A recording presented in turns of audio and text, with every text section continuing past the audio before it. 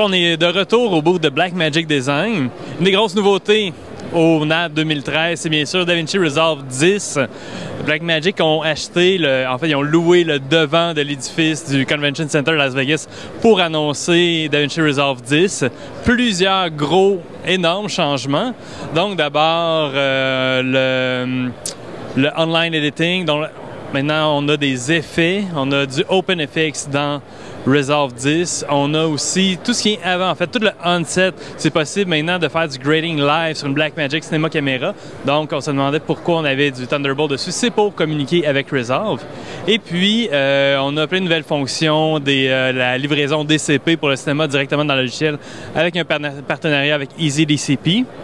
Et plein de nouvelles fonctions aussi, des changements vraiment dans l'interface de colo de Resolve, puis beaucoup de modifications, en fait beaucoup d'améliorations aussi de l'interface de montage. Donc c'est maintenant possible d'avoir du montage complet dans Resolve. Donc je suis avec Bessette qui va nous faire un overview de peu ce qu'on peut retrouver dans cette nouvelle version de Resolve 10. So Rob, we now have this is major revision of a lot of things, major features, enhancement. So what are the, in a nutshell, what are the new stuff we can now have in Resolve 10? So along the lines of Resolve Live, we have on-set grading, which can be accomplished through Resolve Live. We also have the ability to do OpenFX. So third-party effects are now supported within Resolve, that you can add that on top of your color correction. Also support for JPEG2K, which also allows us to export cinema DCP packages for film outs. Also, we have unlimited power windows per node, which was a nice improved feature. We only had 4. And four, yep. A whole brand new power node, gradient power node, which is very handy, so you can use that a lot for skies. And a couple of new features, especially the editing. Editing is completely changed. There's now online editing features that really allow us to really tweak and conform our edit for the final output. Okay, so let's go through some of these features. Sounds great. Okay. So one of the new features that we're excited to show is Resolve Live. A quick toggle with the Command R option, and now we have a live feed out via Thunderbolt from the Blackmagic camera. So we now have the ability to grade here on the fly, also to grab a still, grade that still, and then populate our timeline. So now we're back to our live feed again. Do our grade, populate our timeline. So what's happening? You're playing with the in-camera settings, or we're applying something? It's all recording in its log format, and I am grading on the fly. So everything is being recorded log still. And with these, I'm saving the metadata within the clips. Okay. So the idea is that we take these files, and if we were on set, we grade these sets live, but now we can come back to them and tweak them accordingly, because we might not be able to nail the look on set. So now we've gone through and we found our shots, and we really, really like the way they're looking. So a good example of where this can come in handy is if you have your client on set with you, and you can set the look then and there with the client, and you know they're not going to be there for the color grade. So you can go through all of your shots and set your looks. And so now you go off into your edit, you make your piece beautiful, and then you conform XML back into Resolve, and now you can color trace with this project back into your newly edited piece. So now you have what you had on set, and now you can manipulate it even further because it might change due to the edit. So a really cool function there. It is. Yes. Yes. So I'm going to switch over here to a different project. Now we'll just go over some of the newer features, starting with the editing and then moving along the way to the newer shots. So in the edit window here, we see a newly expanded timeline. So yeah, and the tab is now edit. It's no more conform. Yes, I'm sorry. Yes. I correct myself. I'm used to saying that. I'm working at 8 and 9. So we now have the edit tab, and we can now see a brand new wide range of timeline. So a lot of people are really liking that as nice real estate. And for me, it just makes life a lot easier to see it nice and large like that. So another new feature is this film strip view. So with a single click, you can now have a film strip view, and with a double click, you have your image in your viewer. So you can now see multiple images at once while trying to find the shot that you so desire. And does it mean that if you conform like an XML coming from another software, you'll have the J-cuts and the audio will be like it was in the offline? Yep. And you also have the ability for multi-track audio at this time as well, which is a new feature. So another new feature is the ability to drag and drop, which might be a little more convenient for some people if that's how they're used to editing. 3-point editing is also a feature that's now doable. 4-point editing and fit to fill. So a couple of new things in there, just as far as getting footage into the timeline, that can make all of our lives a lot easier. And what's that little magnet over there? This little magnet is snapping. Okay, snapping. You can turn snapping on or off. So if I scroll over a clip with snapping off, it just goes on by. If I have it on, it's not a magnetic timeline. No. Okay. So a couple of new little things that they work well, and this is linking or unlinking audio. So if you want to move the clips independently from the audio, you can do that as well. So we also have the trim edit mode, which is going to make a lot of people happy. The idea behind that is you can slip, ripple, or roll edit based off contextual areas of where your mouse is hovering. So now you can see that obviously as I'm moving these clips, they act as if I would want to in another contextual editor. And it gives you what? It gives you a side-by-side in the canvas? Yes. Depending on what you have selected, it gives you a side-by-side update. A couple of new features if you have clips on top of each other. All right. So you also have the ability to, if you have a clip selected, you can treat it as if it were a composite mode, so you can work on opacity, and that's also keyframeable. Also, you can work on transform information, pan, tilt, zoom, and rotate, cropping, and another really exciting feature is the retiming. So if I have this shot here, I have the ability to change the speed of a shot. So I could turn this down to, say, 20% and do a optical transition on that. So it's interpolating the frames and allowing that motion to be much smoother. So that's pretty much a basic overview of the edit page. So you can really see the functionality of a lot of things that you're going to be moving back and forth, and really just to make life a lot easier. So edit page, now we move over to the color page, which shows us a lot of fun new things here. So I have this look already set on this piece here that I've already done. It starts out with a rather bland look. I've really made it kind of a more overcast look with a really sunset type feel to it. So if I want to add a node, if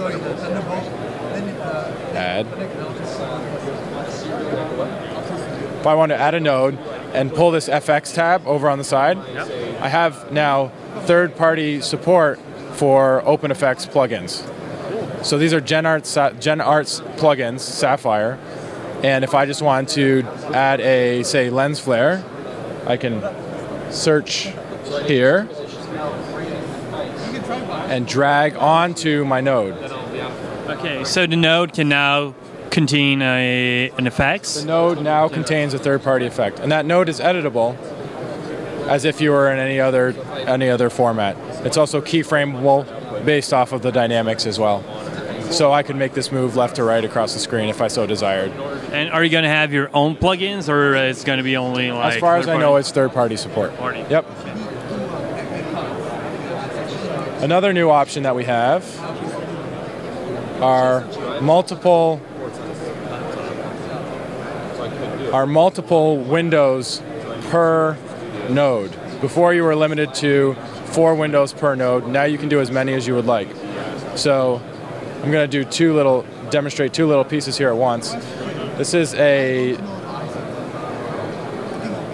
custom shape node, which I'm adding along this pyramid.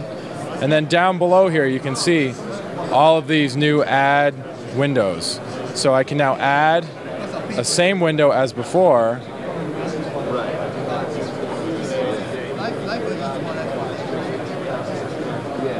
and now I have better Bezier control around my shapes.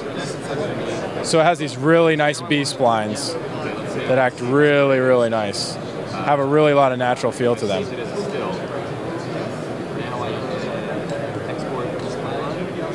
And they correct together. So a really nice feel on the overall aspect of being able to have multiple clips at multiple windows on the same piece there. And you have a new type of power window too. It's like a gradient? Yep.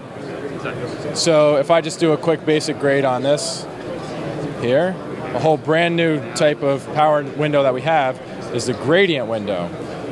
So just to demonstrate, everything on top of the line is being affected, and the softness is controlled by the arrow. Okay. So this is going to be really effective for skies. Now you used to be able to do it with circles and squares, but now you can do it in just that much less time. So we have this shot here also, which demonstrates this is a JPEG 2000, which we can see here, which is now supported within Resolve. And if you hop over to the delivery page really quickly, you can see a render to DCP, which I know will save a lot of headaches and make people really happy when someone asks them for one and they say, I don't know what that is. Oh wait, let me look in Resolve. There it is. So it's now part of it. So is it really automated, or do you have like? It's in relation with Easy DCP, so that is being incorporated at this moment here. The combination between the two.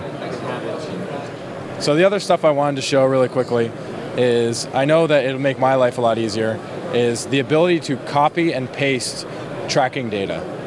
Oh yeah. So if I'm going to very quickly here create a window over this woman's face,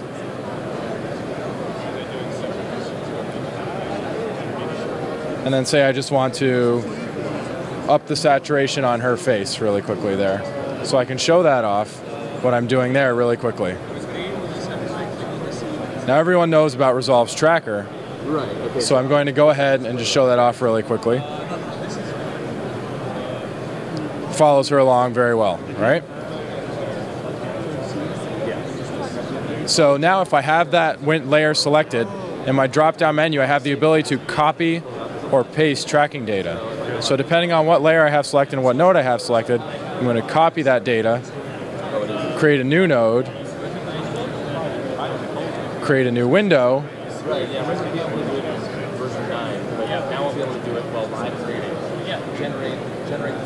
and then I can paste tracking data.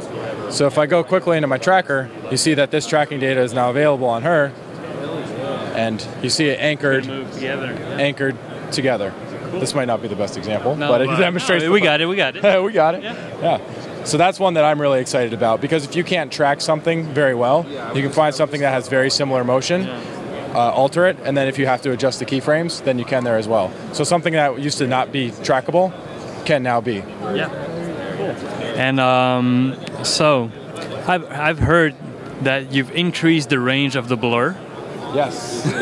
That's not a big feature, but it can be handy like a lot of time, especially when you don't want to have 10 nodes of blur one after the other. So here's where we were in our blur tab, and just have a standard shot here. And if I wanted to blur before, this would be the most I could do. Then I'd have to add another one, then I'd have to do it again. Add another one, do it again. So that's 3, and you can still see it might not be as blurred as I'd like it to be. So if I come to my blur tab now and I go to my top and then I push it further, it's blurred as much as you want it to be. So you can do one blur layer and that's it. So very handy there as well. Another couple new features that we have are new kinds of noise reduction. So within the noise reduction spatial but now we have temporal, so we can choose, do we want to do from 1 or 2 frame on either side, and we have a motion blur option. Anyone working with high dynamic range red footage will be very happy with this. So the idea behind our high dynamic range features here, I'm just going to turn everything off. So this is your image that you see out of camera but you're copying, you're taking a low end and a high end of the dynamic range. So the idea being to blend the two together. So in our camera raw setups, in blend type, we have the ability to choose magic motion, which takes a combination of your high end and your low end dynamic range. And then you also have the ability to blend the two together to find that perfect aspect that you'd like. From that point there on, you can go ahead and grade away. So before we had a sky completely blown out, and now we took the high end, low end of the dynamic range, and now we're back together. So a new feature that's in here as well is a whole brand new node ability. Before you had serial, parallel, and layer. Now you have a new node which is called the splitter and combiner node. So what that does is that takes my red, my green, and my blue and splits them apart and then brings them back together. Okay, because we used to be doing this by like tweaking some nodes and yes, it was doable before by a manual adjustment, but now it's done with a mouse click. So the idea being you have the separate channels. If I have a noisy blue channel, I can do noise reduction only on my blue channel, as opposed to doing it as a whole and sacrificing my red and my green channels. Okay. And would you be able to do that? It's only splitting RGB, or can you do YUV and other splits too? The color space you can convert to RGB, YUV, and use HSL. Nice. And depending on which you have selected, you can enable or disable that channel. Okay. So I did so you could do cross-process with that easily and stuff like that. Exactly. So the last piece I want to show here, which is really handy, especially if it can really be used to correct mistakes. So if you have a blue channel, I'm using the splitter and combiner node here again, and if you have a blue channel or a green channel or a red channel that is improperly off balance, you have the ability to do in your sizing tab what is now called node sizing. So this influences the size of the node, not the input and the output, but the actual node. So if I just do an extreme shift here, I can see I'm taking my blue channel and moving it all the way off to the side. So on something like this, you could really kind of start to offset it, just the blue channel a little bit one way and the red channel a little bit the other way, and kind of create almost like a Technicolor type look. Okay, so now it's not only input and output sizing, you have per node adjustments. And that's something that I'm really going to have fun playing around with, because I see myself doing something like a key on highlights and then maybe increasing the zoom on them and kind of creating like a really interesting blur, defocus kind of look on that. So I'm really excited about the new tool set and able to try all sorts of new features. I'm just learning them myself. So I'm trying to think creatively and think outside the box and think of ways that we can use this in a whole new manner. So, and now we have new features in Lightbox too. Yep, we have a couple of new features in Lightbox. This was released last year, which is a really nice piece that came out with Resolve 9. So we can see everything in front of us at once. And now that's really nothing new, but the ability to sort these, similar to as if they were flagged clips, I can now sort with selected clips. So if there's only certain shots that I want to see up at one time, I have the ability to do that. Also, I have the ability to choose a shot, show my control options, and grade that shot live on the fly in Lightbox, correct. And you would have an output on your monitor at the same time. Yep, and my scopes update as well. So I can monitor that all at the same time, which is very nice and very handy. Also, another viewing option that we have is I have multiple versions of this made already, versions 1, 2, and 3. And I can choose in my View tab, I have the ability to view as a split screen with versions in original, a group, or selected clips. Just for this demonstration, I'm going to do versions of the original, and we see now we have all 4 shots in front of us at once, all versions that we use, and they play together. Oh, it will play back, so it's not just a still as a reference, it's really clips. And you can do as many as you want. So it's not limited to 4. You could do 9, you could do 16. And also you can... And this will also play in your reference monitor? SDI out. Okay. And also you can do Lightbox as SDI out now as well. So in Lightbox, this little button up top in the upper right hand corner will now output this SDI out. So you'll be seeing that in your reference monitor as well. So Rob, we've seen that all the new features. This is a huge release. It's all the new features. So when is it going to be available? It's available 3rd quarter 2013. Okay. And the light version is free. And the only things it does not include are 4K, 3D, and noise reduction. And it is a free upgrade for existing users. Really? So when I bought the 8. I got a 9 and now I'll have the 10. Yep, free upgrade. And so, just make sure that, so we'll be able to edit on the light version. We'll have the OpenFX and everything. Well, yep. The only thing that you will not have 4K 3D and noise reduction. Wow, it's nice gift. Thank you. So, alors, c'est vraiment un release majeur de Resolve, la version 10. On vient de voir toutes les features. Ça va être disponible dans le 3e quart, donc on dirait vers octobre. Et il va y avoir aussi 2 versions, donc la version full et la version light. Donc on va être capable de faire à peu près tout ce qu'on a vu maintenant avec la version light, qui est gratuite. Avec cette version-là, va être capable de faire le montage, d'avoir les effets, de faire les sorties DCP. Oh yeah, you haven't told me. The DCP, you'll have to buy the plugin though? Yes. Yes? I believe so. OK. So, et la seule autre chose, c'est pour faire les DCP, il va falloir acheter le plugin DCP, mais je suis sûr que juste en voyant les images, quand on vous a présenté les nouveaux features, vous avez compris que non, ça va faire du bruit. Et pour ceux qui cherchaient peut-être quelque chose pour changer de Final Cut et avoir une solution plus intégrée, ben ça devient vraiment une solution intéressante. Donc, on a hâte de jouer avec. Thanks, Rob. Thank you very much.